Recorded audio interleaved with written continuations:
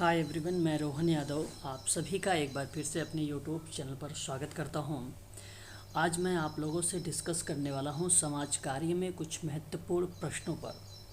और ये प्रश्न विगत वर्षों में समाज कार्य में पूछे गए हैं और आगामी जो परीक्षाएं हैं जैसे एमपी सेट की और यूजीसी नेट, साथ ही साथ एमपीपीएससी और महाराष्ट्र में समाज सेवा अधीनस्थ वैद्यकीय की जो वैकेंसी 83 आई है उसमें भी आप लोगों के लिए ये प्रश्न बहुत इम्पॉर्टेंट है। आज के जो मैं महत्वपूर्ण प्रश्नों पर बातचीत करने वाला हूँ। यदि आप एमपी सेट की सोशल वर्क में ऑनलाइन क्लास लेना चाहते हैं तो नीचे दिए गए डिस्क्रिप्शन में आप हमसे संपर्क कर सकते हैं 8506031308 पर। एमपी सेट का जो एग्ज़ाम होने वाला था वो 4 जून होने वाला था, बट इस तारीख को अब आगे बढ़ा दिया गया है। अब आपका एमपी सेट का जो एग्ज़ाम होने वाला हो वो 27 अगस्त को होने वाला है। और यूजीसी नेट का एग्ज़ाम आप सबको पता है ये 13 जून से स्टार्ट हो जाएगा और ये 23 और 24 जून तक एग्ज़ाम इसका चलेगा। वैद्यकीय सोशल वर्क की अगर हम बात करते हैं यानी चिकित्सा समाज कार्य की बात करते हैं अगर महाराष्ट्र में, तो उसकी जो एग्ज़ाम होने की संभावनाएं जताई जा रही हैं वो अक्टूबर या नवंबर में होंगे।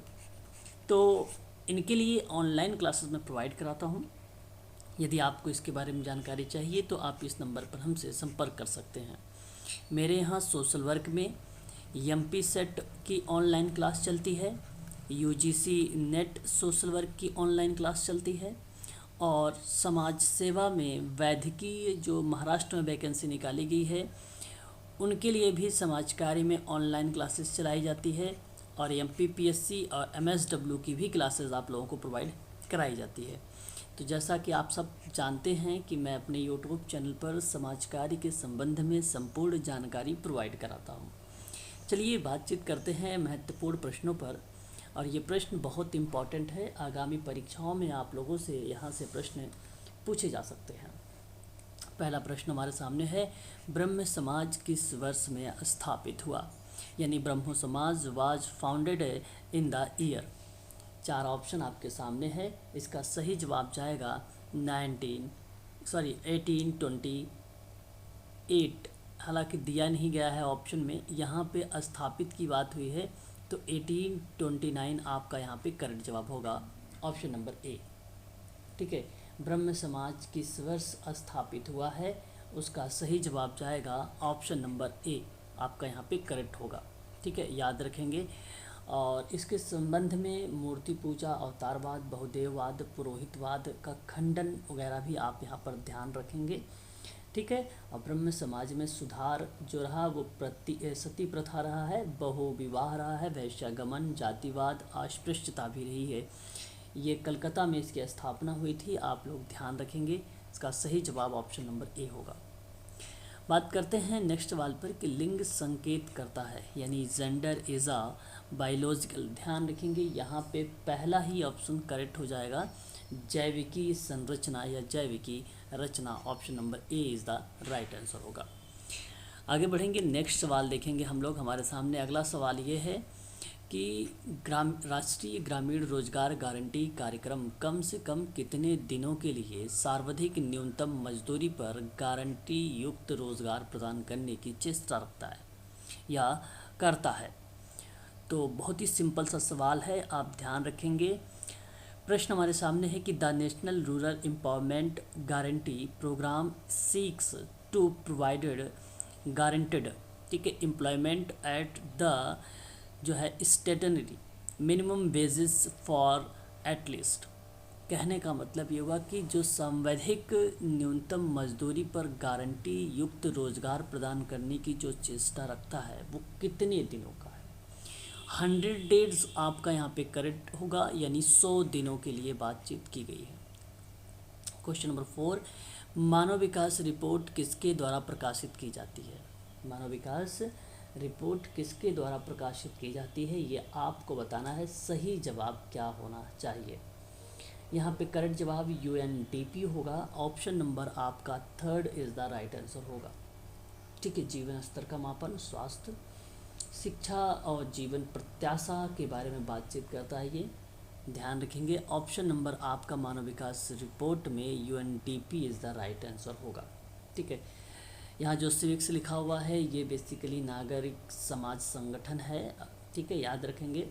और UNICEF basically United Nations children's fund है, न्यूयॉर्क में इसकी स्थापना हुई थी 11 दिसंबर 1946 की। ठीक है, यूनिसेफ के बारे में भी आप लोग थोड़ा सा ध्यान रखेंगे। विश्व बैंक बेसिकली पुनर्निर्माण और विकास कार्यों में आर्थिक सहायता देने के संबंध में है, 1944 में इसकी स्थापना हुई थी।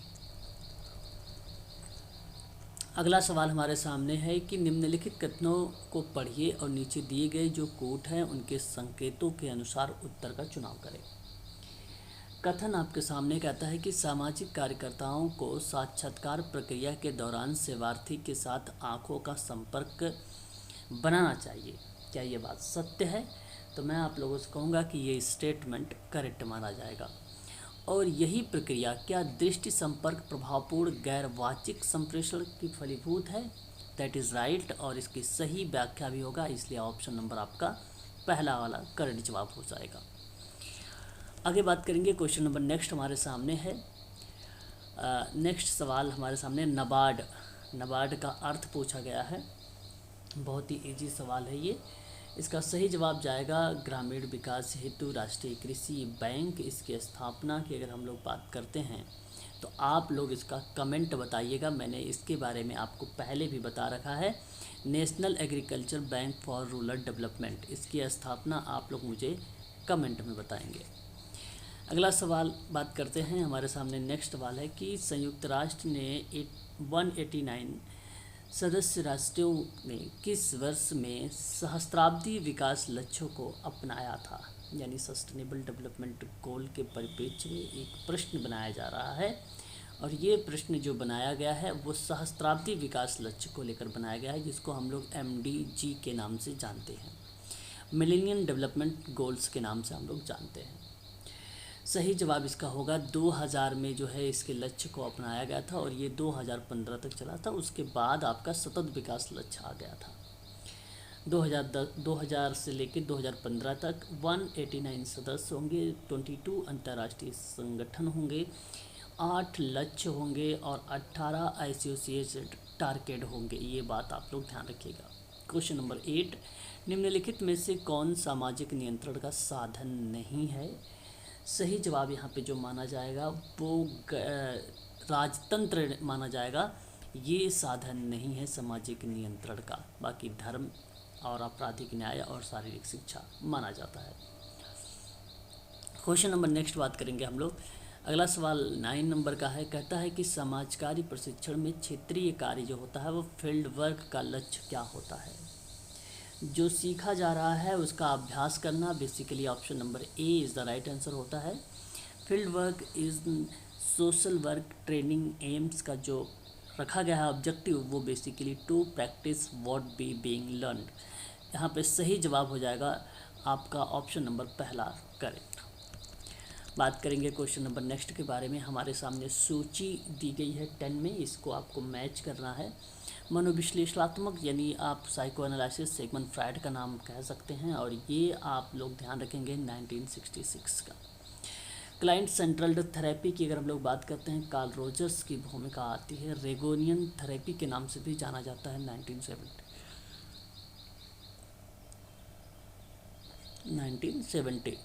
तर्क संगत चिकित्सा की बात करता हूँ तो 150 यानी 1950, और ये जिक्र होगा अल्बर्ट एलिस का। REBT भी रेशनल इमोटिव बिहेवियर थेरेपी भी इसी के अंतर्गत आती है। ठीक है, आदान प्रदान बेसिकली ट्रांसैक्शनल थ्योरी को रिप्रेजेंट करता है। एरिक बर्न का नाम आता है, ये बात भी आप लोग ध्यान रखेंगे। इसका सही जवाब जो जाएगा ऑप्शन अगर हम बात करें तो बी करेक्ट हो जाएगा, यहाँ पर ध्यान रखेंगे। ठीक है, सही आप लोग यहाँ पे इस तरीके से क्वेश्चनों को आपको सम्मिलित करना है। अरस्तु के अनुसार मुश्किल परिस्थितियों में व्यवहारिक बुद्धिमत्ता अर्थात सही निर्णय लेने की जो योग्यता है उसको क्या कहा जाएगा? क्वेश्चन नंबर 11 का सही जवाब है ऑप्शन नंबर बी प्रोग्नोसिस। बात करेंगे नेक्स्ट सवाल के बारे में। कहता है कि शब्द फोस्टर केयर के संबंध में है ना, प्रश्न देखिए हिंदी और इंग्लिश में दोनों है। ध्यान दीजिएगा। फोस्टर केयर बेसिकली पालन पोषण संबंधी देखभाल, प्रोत्साहन, पोषक और पालक बढ़ावा देना, ठीक है, इत्यादि चीज़ से रिलेटेड है। तो मैं आपसे कहूँगा कि गैर जैविक शारीरिक क्रिया संबंधी अभिभावकों के पास बच्चे का अस्थायी स्थापन बेसिकली रिप्रेजेंट करता है फोस्टर केयर। अगला सवाल हमारे सामने है। देखिए यहाँ पे मैंने समाज कार्य के ऑनलाइन क्लासेस में मैंने आप लोगों को हालांकि पहले भी बता रखा है, मेरे यहाँ अगर सोशल वर्क में अगर आप ऑनलाइन क्लास लेना चाहते हैं तो एमपी सेट की भी ऑनलाइन क्लास चलती है, यूजीसी नेट की भी ऑनलाइन क्लास चलती है, समाज सेवा अधीनस्थ वैद्यकी की जो महाराष्ट्र में वैकेंसी आई है उसकी भी क्लास चलाई जाती है, एमएसडब्ल्यू और बीएसडब्ल्यू की भी क्लास होती है।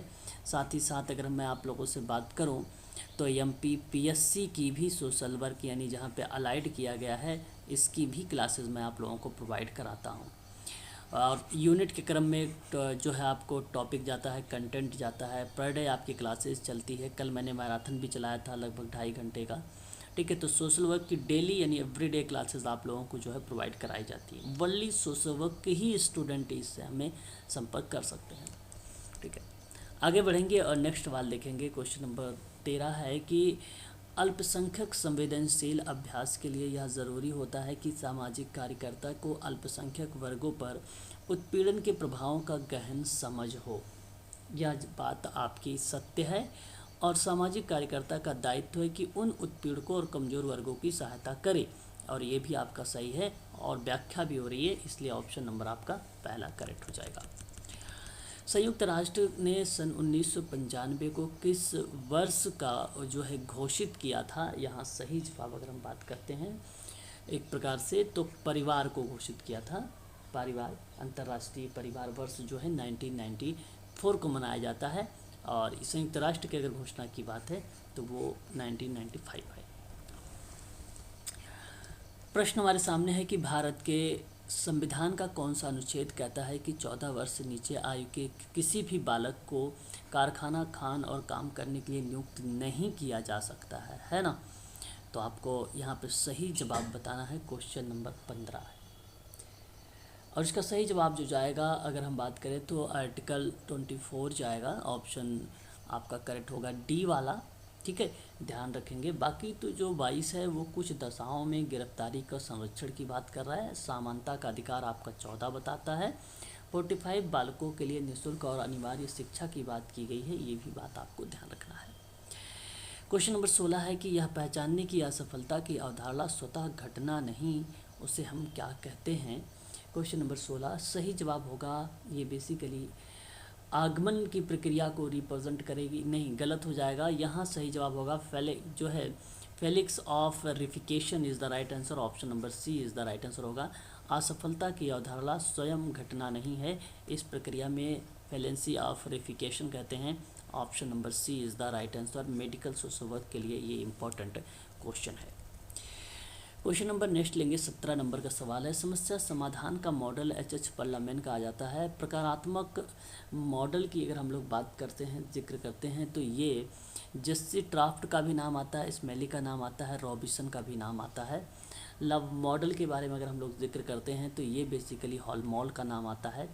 चार प्रणाली के बारे में अगर हम लोग बात करते हैं तो इसको ध्यान रखिएगा आप सभी लोग, ये बेसिकली पिंकस और मिनहाम का आता है, चार प्रणाली मॉडल, ठीक है।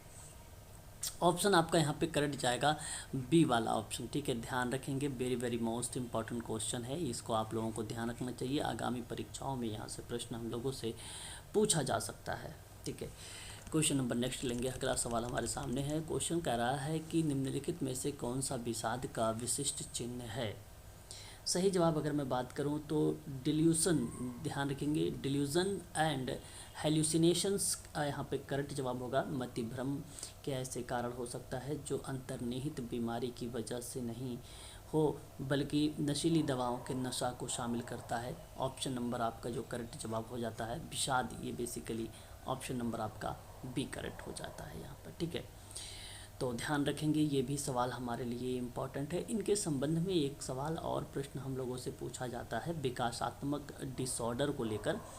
मैं आप लोगों को थोड़ा सा यहाँ पे बताना चाहूँगा उसके बारे में, ठीक है, कि क्या होता है विकासात्मक विकार। ध्यान रखेंगे, इम्पॉर्टेंट चीज़ है ये जो मैं आप लोगों से डिस्कस करने चल रहा हूँ।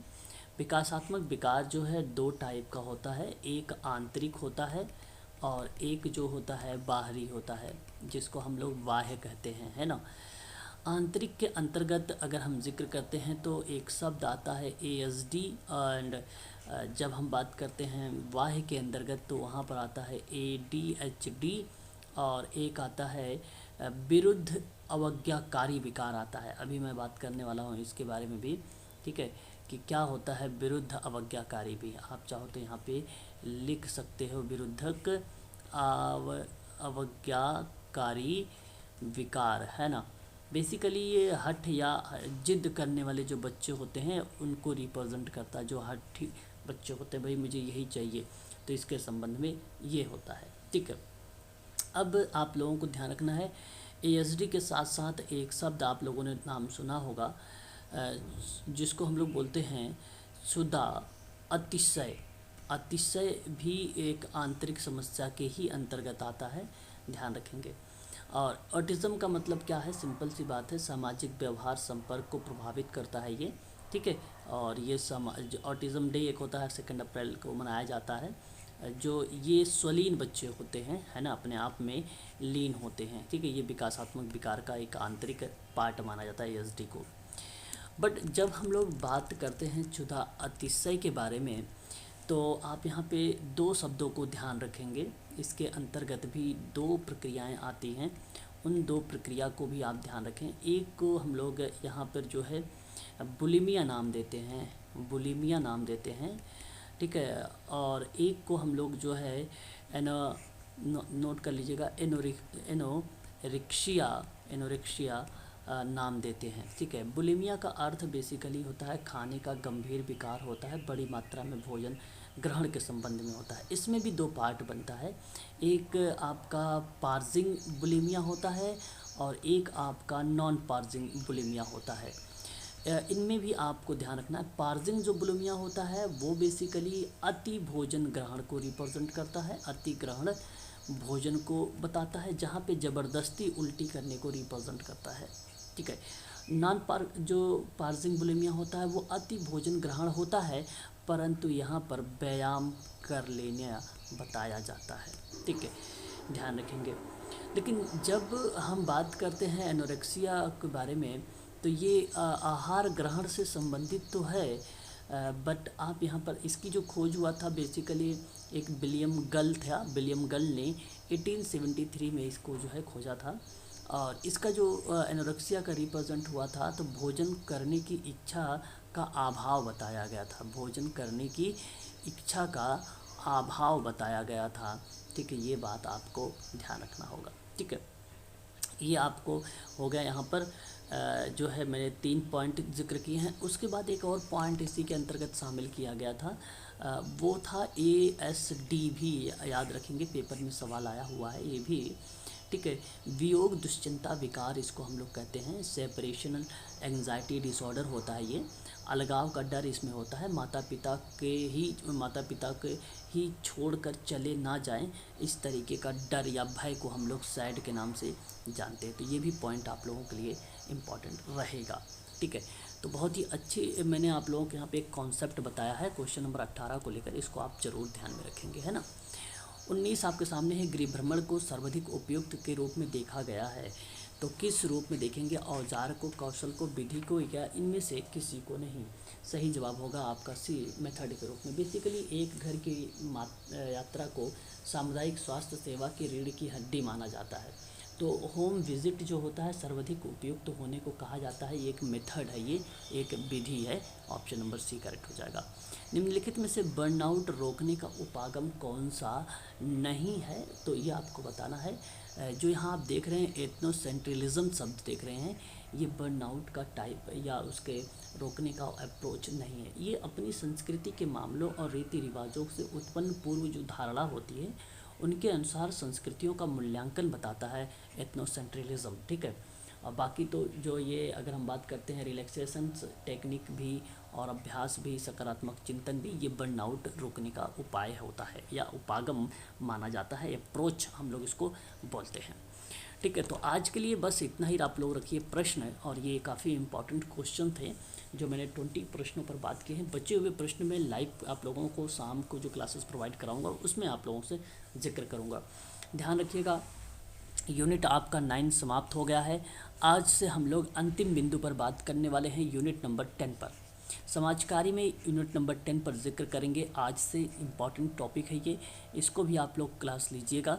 एक क्लास आपकी 1 PM चलेगी और एक क्लास आपकी 6:30 चलेगी, एक क्लास आपकी 8:30 चलेगी। ये 3 क्लासेस का जो शेड्यूल है आज का, आप लोग हम समय पर आप लोग क्लास को ज्वाइन करें। ठीक है, पर डे सोशल वर्क की क्लास ले, समाज कार्य के बारे में पढ़ें, ज़्यादा से ज़्यादा जानकारी को अर्जित करें, तभी आप नेट हो या मेडिकल सोशल वर्क हो या आपका MP सेट का एग्ज़ाम हो या MPPSC हो, तभी आप क्रैक कर पाएंगे जब आप पर डे पढ़ेंगे तो। ठीक है, यदि आप समाज कार्य में ज़्यादा जानकारी लेना चाहते हैं या आप ऑनलाइन क्लास लेना चाहते हैं तो ये देख सकते हैं आप नंबर है, इस नंबर पर आप लोग मुझे कॉल कर सकते हो और अधिक से अधिक जानकारी भी प्राप्त कर सकते हो। आज के लिए बस इतना ही।